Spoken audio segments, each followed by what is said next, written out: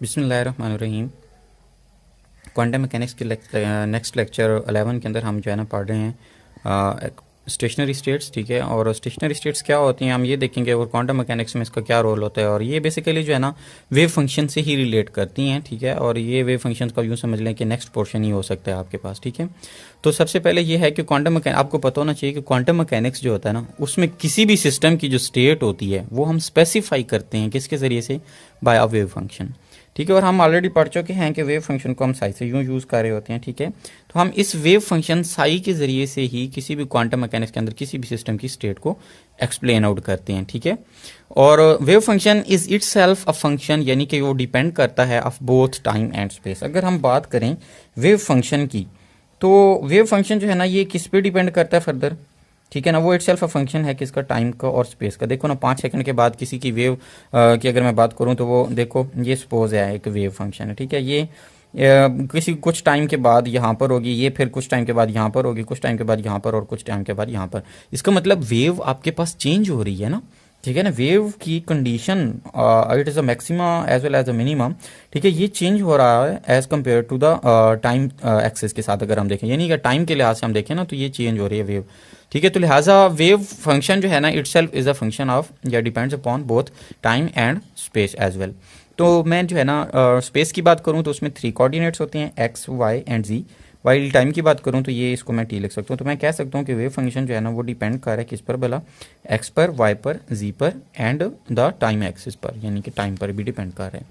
और अगर हम इस वेव फंक्शन की हम प्रोबेबिलिटी लें, ठीक है ना, प्रोबेबिलिटी डेंसिटी, तो प्रोबेबिलिटी डेंसिटी जो है ना प्रोबेबिलिटी डेंसिटी का फंक्शन जो होगा वो क्या होगा, आपके पास wave function into its conjugate, ठीक है, यानी साई स्टार, और it will be equal to psi का स्केयर, ठीक है ना। और अगर ये सपोज करें कि हम ये चीज़ जो है ना टाइम के लिहाज से चेंज नहीं होती है, इसका मतलब क्या होगा कि ये does not change with time, ठीक है, then such states are known as the stationary states.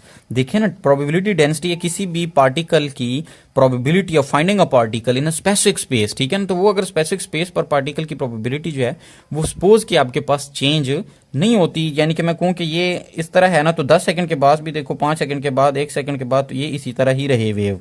तो हम इस तरह की स्टेट्स को कहते हैं कि ये क्या हैं, स्टेशनरी स्टेट्स हैं। इसका मतलब मैं यूं कह सकता हूं कि यार साई फंक्शन जो है ना उसका एक्स वाई जी 3 ये स्पेस कोऑर्डिनेट्स, ये टाइम कोऑर्डिनेट, इसका अगर मैं स्केयर लेता हूं और ये becomes equal to the x y z और टाइम पर डिपेंड नहीं कर रहा, तो मैं इसको ऐसे लिख सकता हूँ ना, साई का square stationery states in quantum mechanics. Quantum mechanics में जब हम स्टेशनरी स्टेट्स की बात करते हैं तो जिस तरह स्टेशनरी वेव्स नहीं होती किसके अंदर भला, क्लासिकल मैकेनिक्स के अंदर। क्लासिकल मैकेनिक्स में स्टेशनरी वेव्स आपने पढ़ा था क्या होती हैं, मैं इसको रिवाइज कर देता हूँ कि सपोज कि आपके पास ये एक वेव है, ठीक है, और कोई एक रिफ्लेक्शन के बाद इसकी वेव की हालत ये हो गई है। अब ये देखे ना तो कंटिन्यूसली इस पॉइंट से जब ये इधर रिफ्लेक्ट होकर ये जाएगी तो ये बैक इस तरह से रिफ्लेक्ट शो करेगी। अब ये देखें तो टाइम के लिहाज से कभी भी चेंज नहीं होगी, आपको ऐसे लगेगा कि वेव ऐसे रुकी हुई है पूरी। तो जिस तरह हम स्टेशनरी वेव्स की बात कर रहे थे, बिल्कुल क्वांटम मैकेनिक्स में उन्हीं स्टेशनरी वेव्स का दूसरा नाम यूँ हम कह सकते हैं कि ये स्टेशनरी स्टेट्स होती हैं, ठीक है ना। तो when a particle is described bye such a wave function the energy has definite value. हाँ, इसकी जो इंपॉर्टेंट बात है वो क्या है कि भाई हम जब कभी किसी भी पार्टिकल की मोशन को हम बात करते हैं, ठीक है, उसको हम कहते हैं कि वो एक ऐसे वेव फंक्शन के साथ मूव कर रहा है, ठीक है, जो टाइम के लिहाज से तब्दील नहीं होता, तो उसकी एनर्जी जो है ना वो हमेशा एक डेफिनेट वैल्यू होगी, वो कांस्टेंट वैल्यू देगी, ठीक है ना, वो वेरिएबल वैल्यू नहीं देगी। क्यों? क्योंकि वो तो टाइम के लिहाज से चेंज नहीं होगा, तो लिहाजा उसकी एक कांस्टेंट स्पेसिफिक वैल्यू होगी। और एक बात याद रखें आप कि यही चीज़ आपकी बेस बन रही है toward the Schrodinger wave equation का solution for one dimensional box, ठीक है। और उसके आगे हमने जो कुछ भी प्रॉब्लम्स कैरी आउट करनी है तो वो उसके रिलेटेड आपकी यही बेस बनेगी, ठीक है। तो नेक्स्ट आगे हम आते हैं, तो ये कहता है कि जनाब फिजिकल प्रॉपर्टीज़ क्या हैं भला इसकी स्टेशनरी स्टेट्स की। Physical properties of a system depends upon, हमें पता है कि भाई जो फिजिकल प्रॉपर्टीज़ होती हैं ना वो किस पे डिपेंड करती हैं, ये प्रोबेबिलिटी डेंसिटी को, जिसको हम साई का स्केयर भी कह रहे होते हैं, ठीक है ना, इस पर किसी भी सिस्टम की जो है ना वो फिजिकल प्रॉपर्टीज जो है वो डिपेंड करती हैं। और ये जो प्रॉपर्टीज फिजिकल प्रॉपर्टीज तो साई या प्रोबेबिलिटी डेंसिटी पे डिपेंड कर लें। अब प्रोबेबिलिटी डेंसिटी किस पे डिपेंड करती है, ये किस पे डिपेंड करती है, thus we specify the states of the system as the psi x y z यानी इसके हिसाब से mean independent of the time. अब यहाँ पर हम कह सकते हैं कि ये टाइम से इंडिपेंडेंट है, स्पेस कोऑर्डिनेट्स पर डिपेंड कर रही है। तो हमने कहा था ना कि प्रोबेबिलिटी डेंसिटी एक्स वाई जी पर भी डिपेंड करती है और टाइम पर भी डिपेंड कर सकती है, लेकिन अगर वो टाइम के लिहाज से चेंज नहीं होती तो फिर इसको तो हम निगलेक्ट कर देंगे। तो डिपेंड किस पे फिर कर रही होगी, ये itself will depend upon the x Y and Z axis, ठीक है ना। तो हम कह सकते हैं कि श्रोडिंगर वेव इक्वेशन भी इसीलिए हम उसको टाइम इंडिपेंडेंट कहते थे, बिकॉज श्रोडिंगर वेव इक्वेशन जो है ना वो टाइम इंडिपेंडेंट क्यों है, क्योंकि therefore we almost call the Schrodinger wave equation as the Schrodinger time independent equation. क्यों?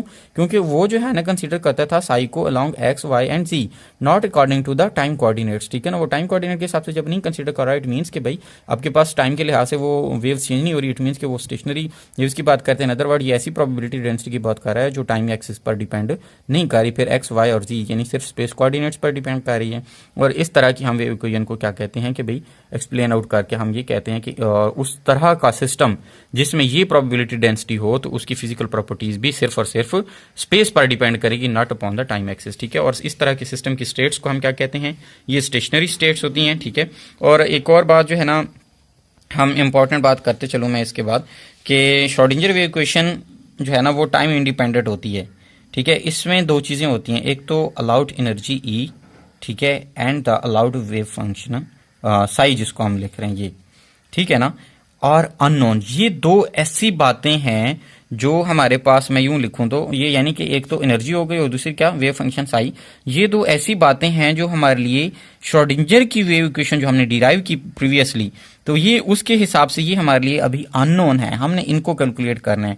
These two things must be known, ये हमें पता होनी चाहिए, ठीक है ना, फॉर अ वेव फंक्शन। अगर हम एक वेव फंक्शन को कंप्लीट स्टडी करना चाहते हैं, ठीक है, टू बिहेव वेल, यानी कि हम उसको कंप्लीट स्टडी आउट करना चाहते हैं, तो हमारे लिए ये जरूरी है कि हम एनर्जी भी फाइंड करें और उसके साथ साथ किसको फाइंड आउट करें, साई को भी फाइंड आउट करें। और इन दो को फाइंड आउट करने के लिए फिर हम आते हैं श्रोडिंगर वेव इक्वेशन के solution toward that of the particle in a box and particle in a 3 dimensional box के पास आ जाते हैं, ठीक है। जब वो करेंगे तो उससे हमारे पास एनर्जी भी निकल आएगी और साई वेव फंक्शन के लिए भी हम कैलकुलेशंस करेंगे।